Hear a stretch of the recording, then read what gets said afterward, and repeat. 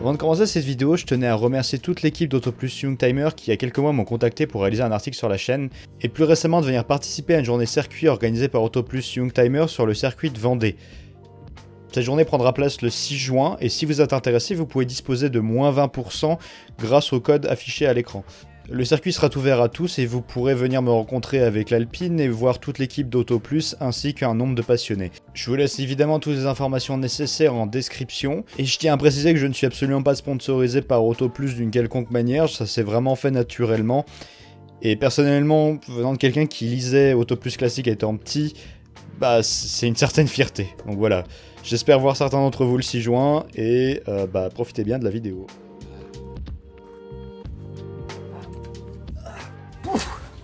Ces jantes à ma gauche, c'est définitivement un symbole de la GT V6, pour ceux qui la connaissent en tout cas. Ou peut-être qu'elles sont plus connues avec les jantes turbo, je sais pas, vous voyez ce que vous voulez, qui ressemblent fortement d'ailleurs aux jantes de la 605, ce que vous voulez. Il y a un petit problème avec ces jantes. Bon, j'adore le design, elles sont superbes et elles sont un peu iconiques dans le sens que c'est les jantes qui permettent au véhicule de battre le record du CX le plus faible quand elle sort. Le problème c'est qu'elles sont montées sur des pneus TRX. Alors, c'est quoi le problème des TRX? On a peut-être déjà entendu parler. Le problème des TRX c'est que c'est pas des pneus qui sont en taille poussique comme tous les pneus. C'est des pneus à taille métrique. En gros, Michelin avait besoin de pneus haute performance à l'époque et pour pas différencier les deux pneus et probablement forcer les autres marques et les gens à acheter leurs propres pneus, ils ont fait des tailles spécifiques, donc on peut pas monter ce qu'on veut dessus. Et ces pneus là, l'unité c'est entre 300 et 400 euros. Peut-être de bonne qualité, mais ça n'empêche que c'est des pneus d'une technologie qui date des années 70. Donc j'aimerais bien monter quelque chose d'un peu plus moderne, je vais garder ces jantes de côté, on sait jamais, mais monter un truc un peu sympa. Et aujourd'hui, ce que j'aimerais vous montrer, c'était l'aventure que j'ai fait pour essayer de trouver les bonnes jantes pour ce véhicule. Je voulais pas monter n'importe quoi, je voulais quelque chose qui irait bien avec le véhicule et surtout quelque chose de pas trop cher, quelque chose d'original. Bon, ça vous verrez ou pas derrière. Et surtout une montée d'origine pour le contrôle technique, c'est assez important.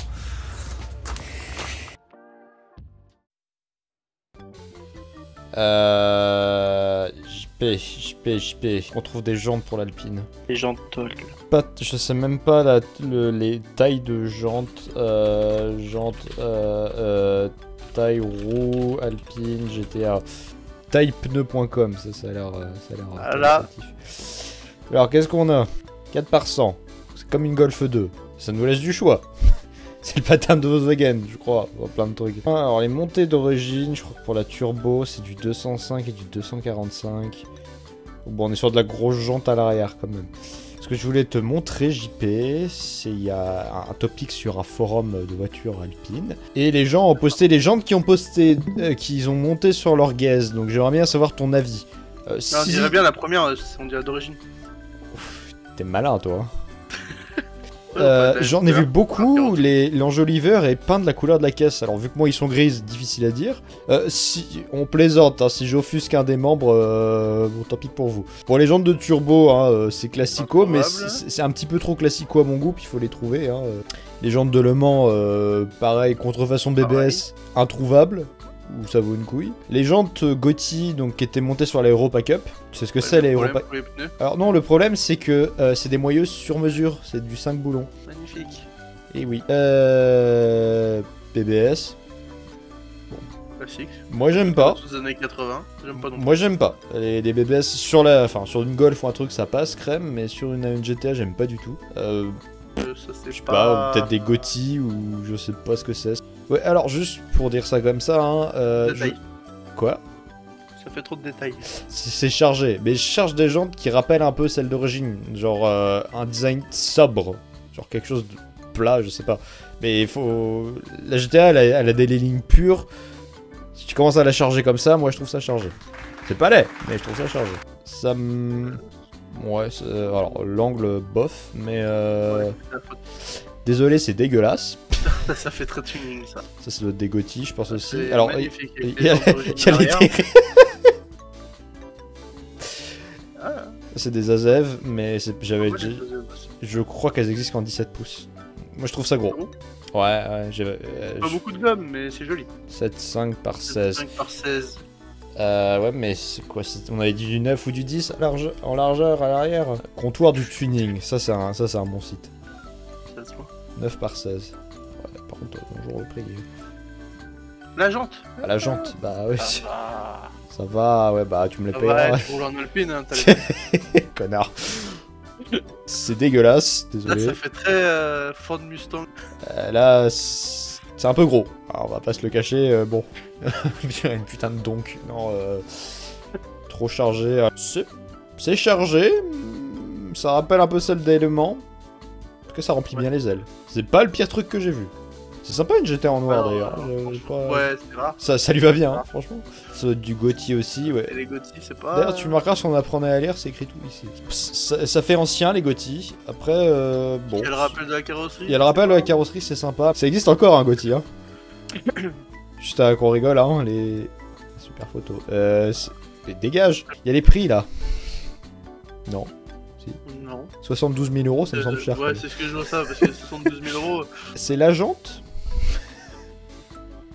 C'est la jante, 700 euros. C'est super bien de mettre un truc sur fond rouge comme ça. Oui, c'est nickel pour les yeux. Et alors...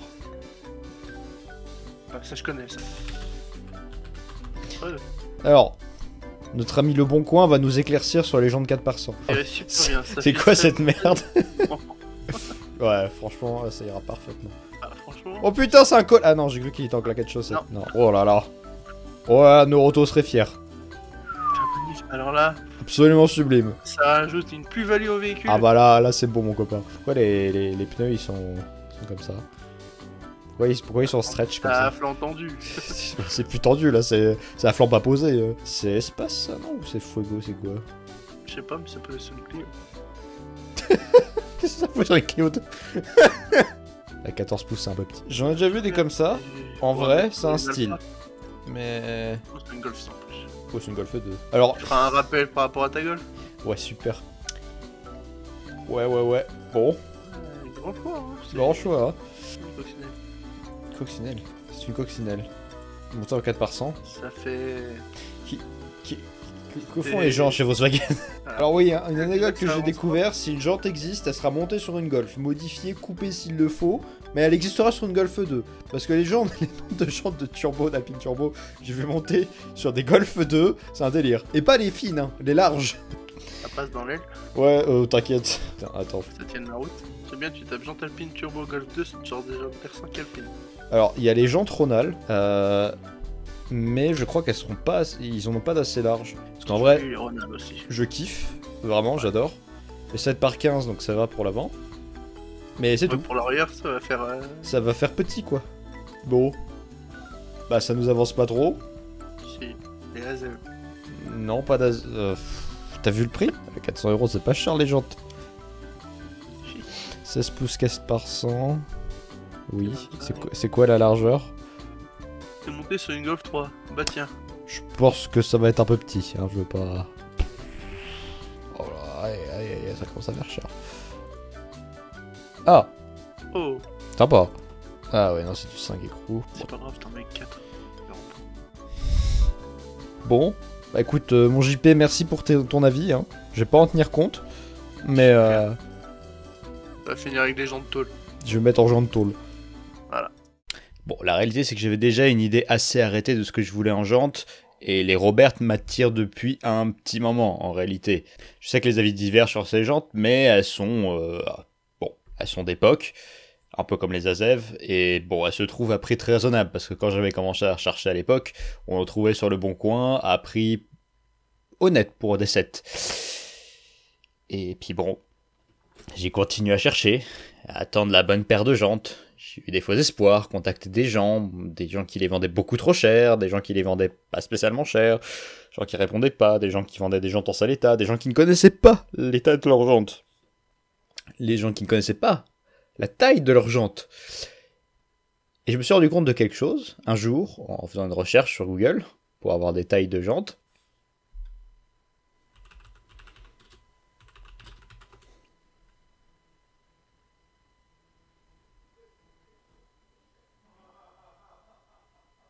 Attendez, on peut encore les acheter neuves? Et à prix raisonnable? J'ai pété un câble. J'ai reçu, comme on avait prévu à l'avant, une paire en 15 par 7. C'est le genre de jantes que vous monteriez sur une Golf 2 par exemple, niveau taille. Des jantes qui sont honnêtement magnifiquement finies, hein. Vraiment très belle finition. Il me semble que ça doit être peint mais aussi poli, la partie centrale est peinte en une peinture métallisée et tout le reste est en aluminium poli. L'intérieur est juste peint il me semble, mais une très belle finition. Alors c'était pas le centre que je voulais de base, il y a plusieurs types de centres et c'est celui-ci qu'on m'a livré, c'était pas contractuel. Cependant je pense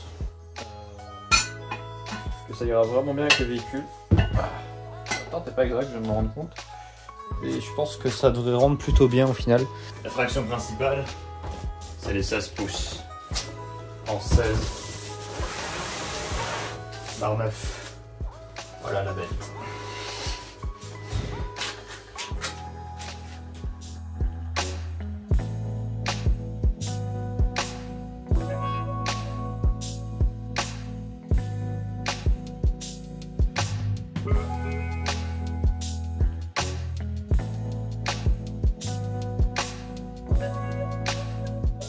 Un petit peu impatient quand même.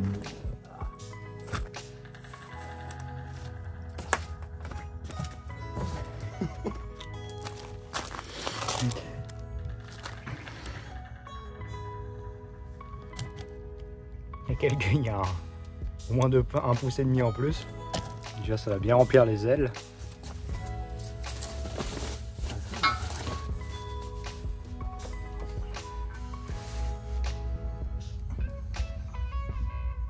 Les centrages sont pas bons, merde. Ok, bon, on a un diamètre de 60.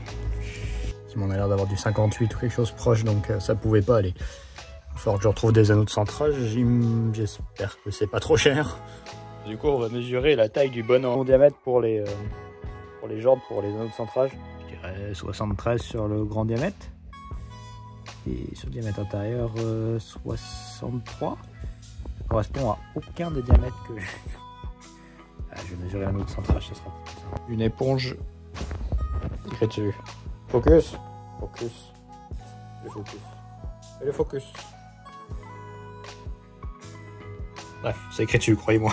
Ainsi, après avoir trouvé les bons anneaux de centrage, il ne restait plus qu'à trouver les bonnes tailles de pneus. Et si vous vous rappelez de l'Alpine jaune que j'ai montré un tout petit peu plus tôt, la personne m'a gracieusement fait part de ses tailles de montée que lui a homologué donc en Belgique. Donc voilà, c'est les tailles normalement qui étaient en accessoire sur les jantes des turbos, donc du 245 à l'arrière. De toute façon, je vous laisserai, et du 195 à l'avant, je vous laisserai les tailles exactes que j'ai choisies en description et tous les paramètres si vous voulez copier ce montage sur votre GTA. Si à tout hasard vous vous baladez aussi avec une Alpine GTA Atmo dans votre jardin et vous voulez monter des jantes Borbette dessus, et bah libre à vous.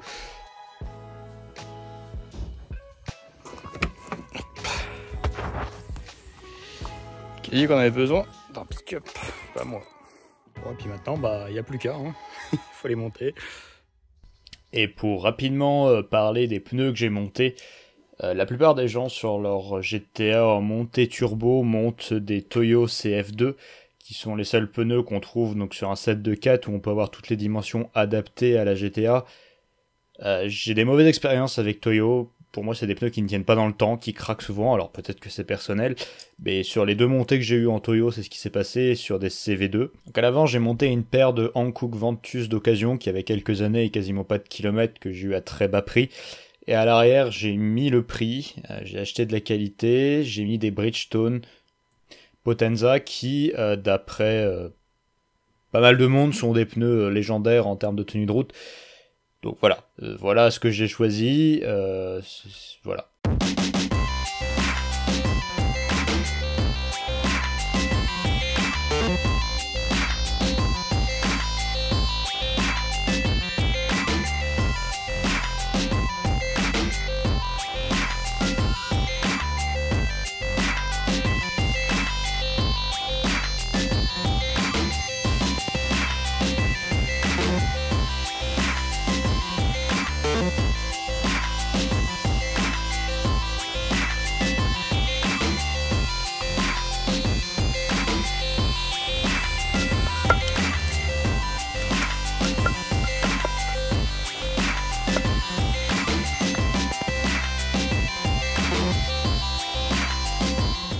Pourquoi j'avais un voyant stop de frein. Ouais. Oups.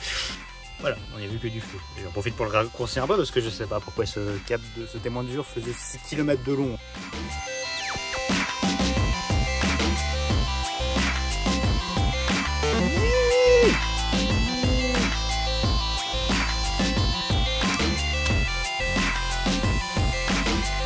Et on m'a toujours dit que l'un des défauts des borbettes, c'était les bobets, c'était leur masse.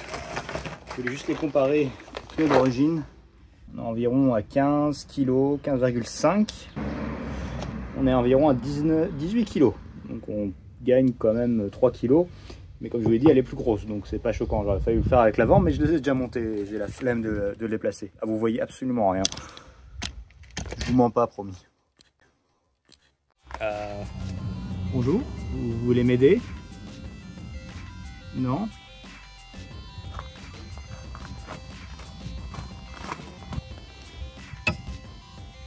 Non mais oh. De serrage. C'est des vis. Il n'est pas allumé. M12, perdu. Bon. Le serrage pour une vis, c'est une science. Mais en l'occurrence, des gens l'ont déjà fait pour nous pour les vis de voiture.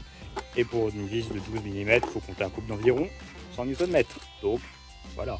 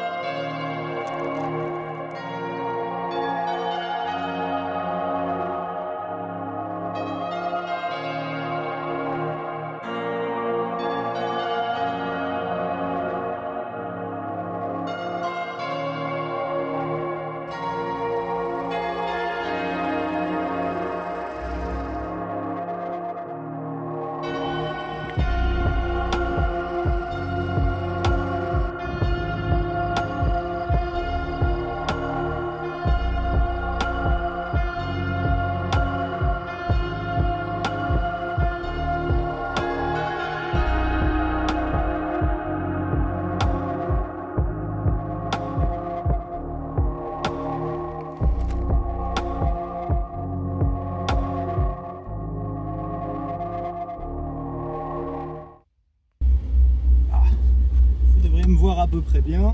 La première impression avec ces pneus. J'espère que mon téléphone ne va pas tomber. Bon, vous êtes tenu par un Riesland maintenant, donc j'espère que vous partirez pas. Bon, malheureusement, je suis obligé d'enregistrer une fois de plus en voix off parce que mon téléphone est un peu trop intelligent pour lui-même et considère que ma voix c'est du bruit aussi, donc il étouffe absolument tous les sons, ce qui rend le son inexploitable, complètement con. Ce que j'essayais de dire avec ces images en agrément, c'est que les pneus, évidemment, vont tenir mieux la route, apportent une tenue de route excellente, surtout en plus large, parce que les GTA en 225 d'origine ont tendance à un peu danser du cul, En 245, c'est absolument pas un problème, mais surtout, c'est que des pneus neufs, ça apporte un confort supérieur. La gomme est plus molle, ça gomme plus les imperfections, donc en plus d'avoir une tenue de route plus sûre, c'est plus confortable aussi. Et ça, c'est génial, surtout dans un véhicule qui se veut GT. Là, je fais quelques tours de roue, je fais un peu de tout, et franchement, ça tient vraiment, vraiment bien, c'est génial. Je vais pas vous cacher que dans la prochaine vidéo, on monte à Paris et je suis venu avec par l'autoroute. Je regrette pas ces pneus. Quant à ce que ça m'a coûté au total, écoutez, vous pouvez faire le calcul. Je suis en dessous des 1000 €, mais pas de beaucoup. Alors ça me fait chier de dire ça comme ça, parce que c'est ce que j'ai payé la BX à l'époque, moins. Mais bon, voilà, hein, c'est comme ça. Une fois de plus, je vous remercie pour avoir regardé cette vidéo, et n'hésitez pas à vous abonner, commenter ou faire ce qui vous intéresse. Dans tous les cas, vous me rendrez heureux. Allez, merguez-moi vôtre.